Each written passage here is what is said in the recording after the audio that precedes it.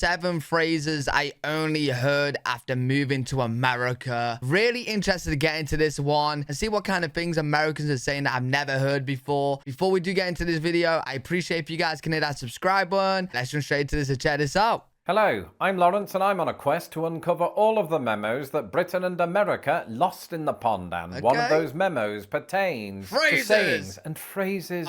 And stay tuned because you can win a $10 gift card with today's sponsor, Upside. Over the last 157 years since I started this channel, I've talked about how Britain and America differ on some of the words that they use. Right. But sometimes it's not just a singular word, but a collection of them. And today, I'm going to look at some American phrases that I only heard after moving to the United States. It's going to be good. One such phrase is, I appreciate you, which my technical team says I should direct at my subscribers.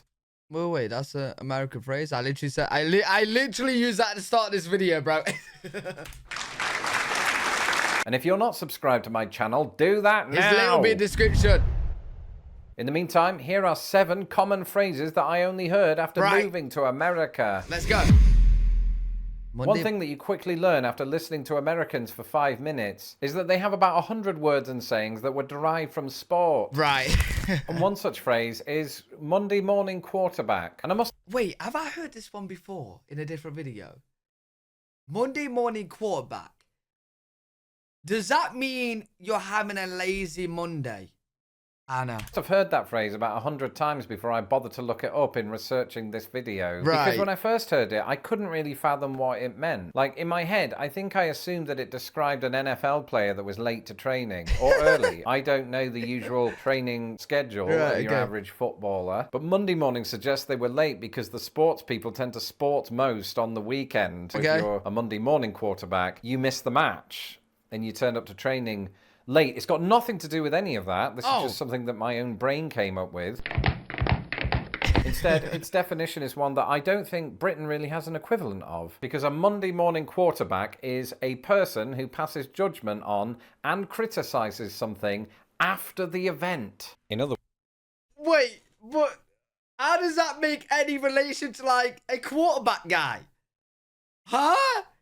So someone that criticized something after the event has happened. What? And that's a Monday morning quarterback? Wait, how did that come about? In other words, with the benefit of hindsight. I mean, in a sporting context, we have something similar, which is an armchair pundit, but I don't think that quite means the same thing, because an armchair pundit is somebody who might offer their critique of an event in real time as it's happening. Right. Ooh, call yourself a professional tennis player, Novak Djokovic. Weird. I could do better than that, you prat. Do you guys use that phrase a lot, Monday morning quarterback? To be clear, Novak, that's not my opinion. That's just me mimicking somebody who is an armchair pundit. Shoot the... Believe it or not, before I became a YouTube sensation, there was a time when I used to talk to people. And a colleague once asked... So in the UK, we have a air freshener called Breeze, I think. I'm pretty sure. So, to me, I'm guessing shoot the breeze is like, make, like, either you're smelly or make it smell nicer. I'm probably so far off, bro. Before I became a YouTube sensation, there was a time when I used to talk to people. And a colleague once asked me if I wanted to shoot the breeze over coffee. Now, I'm from Britain, where 50% of all phrases are related to toilet humour.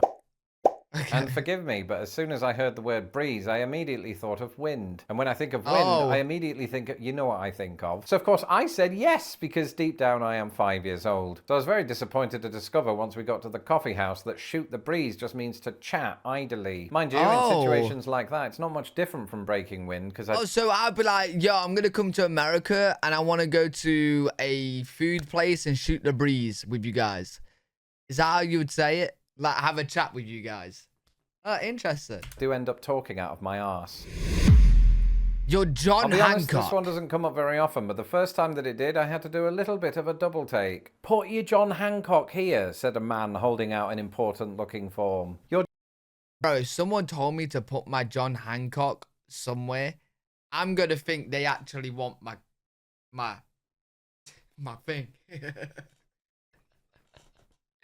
My thing, bro. John Hancock. That sounds like a euphemism to me, friend. And I will not be putting it on this or any piece of paper. But sir, your visa depends on it. And so as I reluctantly pull down my trousers, he hands me a pen. Your John Hancock is your signature, sir. Ah, right. Happy to sign it. Do you still want... Never mind. And while I definitely embellished parts of that story to move the plot along, it does raise one important question. Who on earth is John Hancock? Yeah. Well, apart from being the person after whom this Chicago skyscraper was named, John Hancock was a founding father of the United States. Oh, okay. Not only was he the first person to sign the Declaration of Independence, but his was by far the largest signature on the document. A popular legend has it that Hancock did this deliberately so as to make his signature clearly visible to Britain's King George III. However, evidence points to this story having been invented many years later, perhaps by Monday morning quarterbacks of the day. Either way, with hindsight of my own, it does make me wonder if that immigration officer only used the term upon hearing my accent. Regardless, it still highlights how the legacy of America's founding still impacts US English today. Wow. Yo, you guys gotta let me know, do you hear John Hancock, like the phrase, a lot or nah?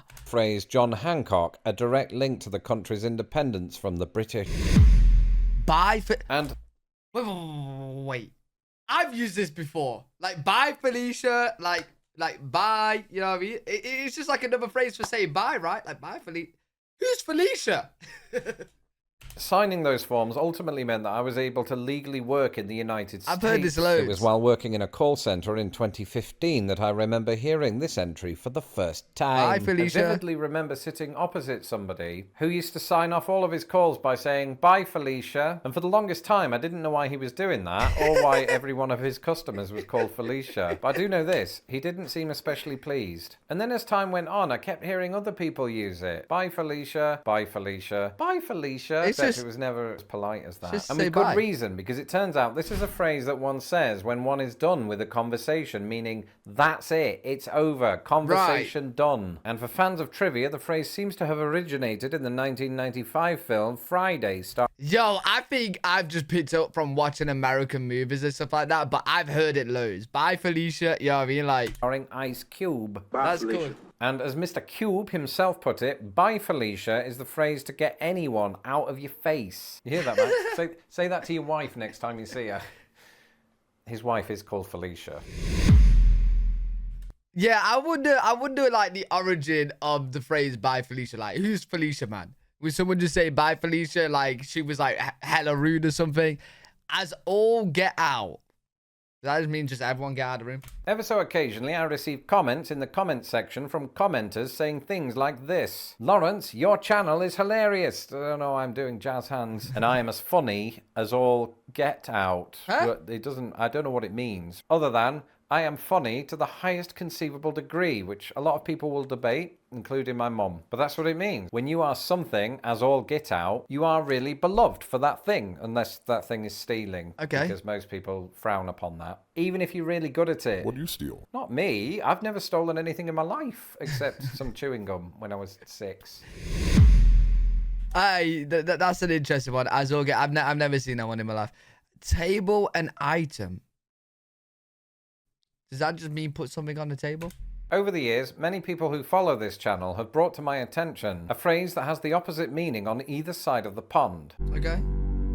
To table an item. Now, this might not be one that rolls off the tongue of most people, but it is a phrase that's used quite commonly in political circles. In Britain, if a group of politicians table a piece of legislation, that means that piece of legislation is on the table for them to discuss. Right, in America, makes sense. it's the exact opposite. When they table that legislation here, it means that they discard it. Forget about it. Stop talking about it. In other words, suspend one's consideration of that thing. So when I, a British-born American, say, hey, Max, why don't we table my research on 17-year cicadas? He thinks that I don't want to make that video, when of course I do. That video will be coming soon, so stay tuned. Luckily, I never use that, but that's interesting. So, like, when we say, let's table an item, like, let's table this project, I mean... let's work on it, put it on the table.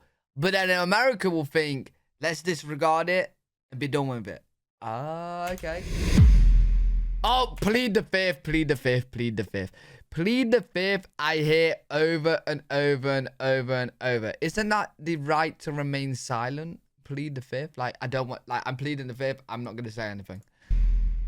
And finally, plead the fifth. And I suspect that some of my American viewers might be watching this going, uh-oh, Lawrence, did you get in trouble with the law? And the answer is, no, definitely not. Well, people say it in general terms, years right? ago. Like, if somebody asks me, like, a question that I don't want to answer, I'm like, I'm going to plead the fifth. But I've encountered the phrase plead the fifth every now and again in, say, newspapers or just overhearing it in conversation at the bus stop. You do hear some crazy things, but I think due to the way people were using it, I understood it to be a legal term, but I just didn't know what the fifth was. What is this fifth that everyone keeps talking about? You know, was it the fifth day or Fifth Avenue the fifth or day. Five Guys? I was just trying to get my head around America and the way it uses numbers. And it turns out that just like a lot of words and phrases in American English, this one pertains to the US Constitution, the Fifth Amendment. And the Fifth Amendment guarantees the right to a grand jury, forbids double jeopardy, and protects against self-incrimination. And as far as I understand it, it's largely... So it's not to remain silent? Wait, this whole time I thought it was to not say anything, remain silent. Huh?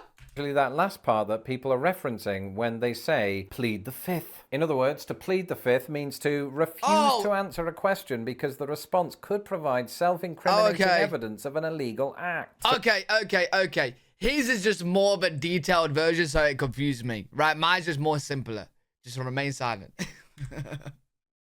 But it's the same thing. Okay.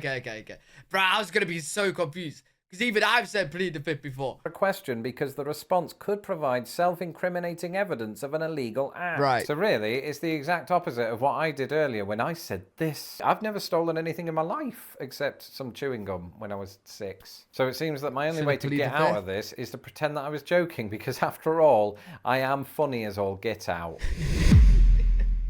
If I've learned anything from this video and from living in both Britain and America extensively, it is that both countries have lots of sayings. Right. And since moving to America, I've even picked some up. The other day, I caught myself using the phrase such and such is a dime a dozen. What does In that other mean? words, there are so many of this thing that it is irrelevant. That said, my videos, though there are quite a lot of them, are very relevant. They are. Especially this one, which is... That was really good. I really enjoyed checking out, like, phrases Americans are saying that I've never heard of before. I've never been to America, and I even find myself saying American phrases and stuff like that. So, really cool. There's obviously so many more phrases I've never heard of before, like even that dime a dozen. I may have heard of it, but I didn't know what it meant. If you guys got any phrases that you think that I'd be interested to know, let me know in the comment section. Hopefully you guys did enjoy. If you did, make sure to give a thumbs up, subscribe for more content. I'm live every single day on twitch.tv/L3WG. If you guys want to check me out over there, I'll see you on the next one. Peace.